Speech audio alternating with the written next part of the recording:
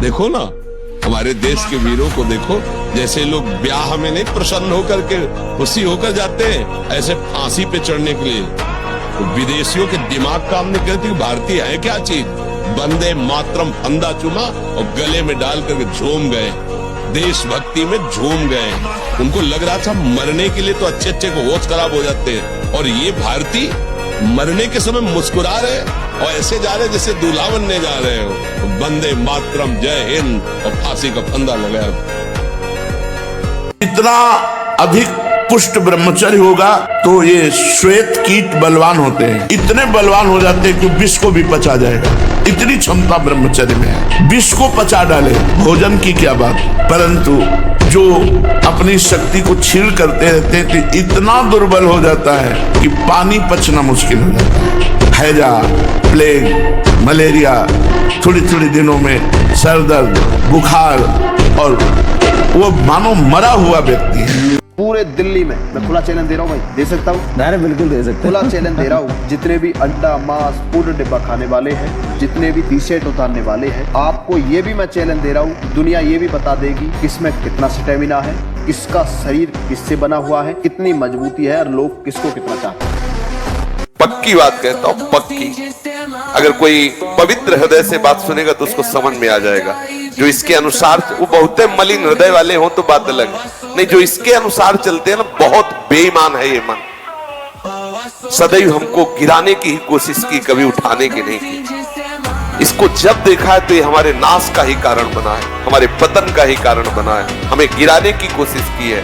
गुरु प्रदत्त विवेक के द्वारा इसको जो पकड़ पाए, समझ पाए, ओहो, इसकी तो चाल ही है।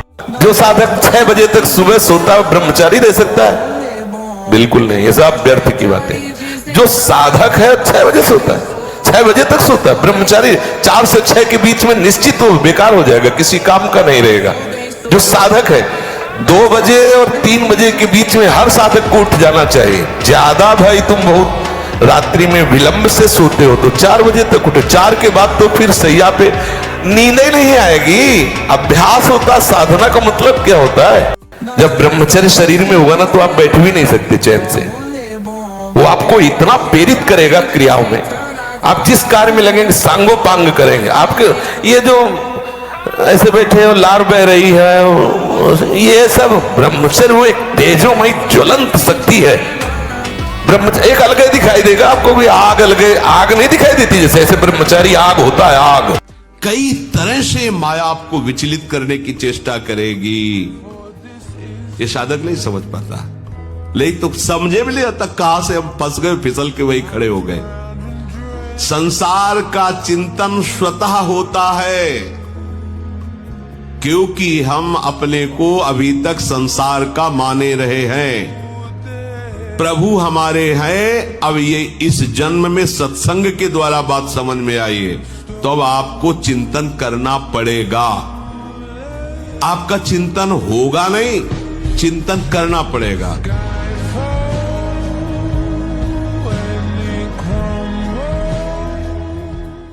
समझते हैं कि मतलब मुर्गा और मछली का हिंसा करने से ये जीव हिंसा के अंतर्गत नहीं आता। क्यों नहीं आता? तुम्हारी अंगुली काटे तुम्हें कैसा लगेगा?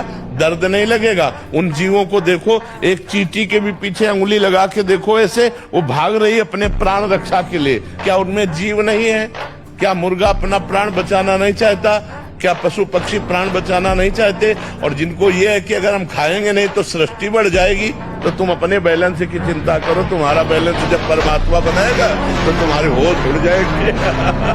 निरंकुश बालक, कदाचित तूने मुझे केवल एक वेद पाठी ब्राह्मण समझ रखा है। तू नहीं जानता कि मैं क्षत्रिय कुल नाशक, बाल ब्रह्मचारी, अति क्रोधी वह परशुराम हूँ जिसने कई बार इस पृथ्वी को क्षत्रियों से विहीन कर दिया। कुछ नहीं बोलना सहने का मतलब होता है। कुछ नहीं बोलना, मन कह रहा मुझे ऐसा करना है, मुझे ऐसा करना है, मुझे ऐसा, कुछ नहीं बोलना। कुछ भी उसकी जलन जो हो रही है किसी से नहीं कहना, शांत गंभीर, खत्म। पर उपासक क्या करता है? जो कच्चा उपासक है, नहीं नहीं अब मेरे मन में आ रही, मेरे मन में जलन हो रही, मुझे ऐसा करना है, मुझे ऐसा नहीं। शांत, न बोलना है जो मन में आ रहा है ना उसकी जलन पर ध्यान देना है, अपने मंत्र नाम उपासना कर्तव्य में लगे हो, शांत हो जाओ। इसके शांत करने की युक्ति है, इसे मतलब मत रखो। कहते हैं आप ब्रह्मचर्य रह के देखो और नाम जप करो, बड़ी बड़ी विपत्तियों को रौंद के न निकल जाओ। तो हमसे बताओ, ब्रह्मचर्य वो पावर है जो आपकी सोच को पॉजिटिव करता है। अगर हम आज दहाड़ रहे हैं तो भगवान की शरण में और ब्रह्मचर्य से हैं, उससे हम दहाड़ रहे हैं, भगवान की शरण में और ब्रह्मचर्य से। वही तुम्हें सब नौजवानों को कहते हैं, तुम थोड़ा जिसे निकालने में इतना आनंद समझते हो उसको रोक के तो देखो, बहादुर बन जाओगे, माया पर विजय प्राप्त कर लोगे, हर विपत्ति हर संकट को रौंदने की सामर्थ्य आ जाएगी। कि आपकी दृष्टि में पावर होना चाहिए। आप देख के मुस्कुरा दिए, आप ऐसे सरल ढंग से देख, कोई भी आपको बात करेगा, छेड़ेगा, परेशान करेगा। अंदर से भगवत चिंतन चल रहा है, सबके प्रति भगवत भाव है, लेकिन आपकी दृष्टि में बचाइए अपनी दृष्टि को, तो आपकी दृष्टि में सामर्थ्य आ जाएगी। ऐसे ही आप जो देखते रहते हैं आपकी दृष्टि शक्तिहीन होती रहती है। संत अपनी दृष्टि को, जितना आप अपनी नेत्रेंद्रिय को फिर आप देखेंगे तो सामने वाले के अंदर जो अपराध वृत्ति भयभीत हो जाएगा। दृष्टि में बहुत ताकत। सोडा वाटर, लेमन या ठंडे पेय पदार्थ जो शीशियों में आते हैं, हाँ, ये ब्रह्मचर्य, संयमी, भगवत मार्ग, ये सब चीजें ले भाई। आपको अमृत पान करना है, राधा नाम सुधा रसम दृष्टि, तुम बहुत सावधान। भोजन के समय आपको पानी नहीं पीना है। यह अभ्यास आपकी दिनचर्या में बहुत बाधा पहुंचा देगा। यदि आप भोजन के साथ पानी पीते हैं, गैस बनना शुरू हो जाएगी, कब्ज बनना शुरू हो जाएगा, आप परेशान हो जाएंगे। उपासक इस बात को समझे, प्रभु का बल लेकर, प्रभु के आश्रित होकर इंद्रियों की परवशता को मिटा। देखो यही उपासना है। थोड़े से स्वाद के लिए, थोड़े से सुख के लिए, थोड़ी सी सुंदरता के लिए, थोड़े से शब्द सुनने के लिए, स्पर्श करने के लिए सच्चिदानंद सुख का बलिदान कर रहे हो। ये अवसर सच्चिदानंद सुख के लिए मिला है। क्या कर रहे हो? इंद्र नील मणि मनोहर श्याम सुंदर को छोड़कर कांच ग्रहण कर रहे हो। सावधान, यदि माया से मुक्त होना है तो सहने का अभ्यास रखो। ये जरा में बहुत गर्मी, ये नहीं उपासना। गर्मी शरीर का धर्म है, तो इंद्री में ताप लग रहा है, राधा राधा राधा। आप कहोगे प्रवचन करने से नहीं होता। कभी बिजली नहीं रखी इस दाम में, कटवा के रखे। घृणा नहीं होती तुम्हें, तुम्हारे अंदर ऐसा नहीं होता कि ये दिव्य श्वासें हमारी कहां नष्ट हो रही, किस लिए आया, कितने दिन ये टिकेगा, फिर वही वासना, फिर वही, कब तक चलेगा? कोई ऐसा टिकाऊ है? हाँ, कुछ क्या टिकाऊ है? आज हम तुमसे कहते हैं कि हम तुम्हें बहुत प्यार करते, तुम्हारे बिना जी नहीं सकते। 4 दिन बाद वही मन उसे कटने लगता है, किसी तीसरे की तरफ देख। धिक्कार है ऐसी वृत्ति। पूरा जन्म के जन्म व्यतीत कराते, अपराध पे अपराध कराते चला जा रहा मन, और तुम अपने इस दुश्मन पर नजर नहीं कर पा रहे, समझ नहीं पा रहे। ब्रह्मचारी के हृदय में एक ऐसी अध्यात्म शक्ति होती है, कहीं कोई कभी भय नहीं लगता, कहीं भी। अगर कभी भय का भी अवसर आता है तो उसकी जांच करना है, कहां भय, कौन सा भय, क्या है, थोड़ी ही देर में समाप्त। क्योंकि जो निर्भय चरणारविंद का आश्रय लिए हुए है, महाबलशाली प्रभु श्री हरि की भुजाओं का आश्रय लिए हुए, उसे कहां भय लगेगा।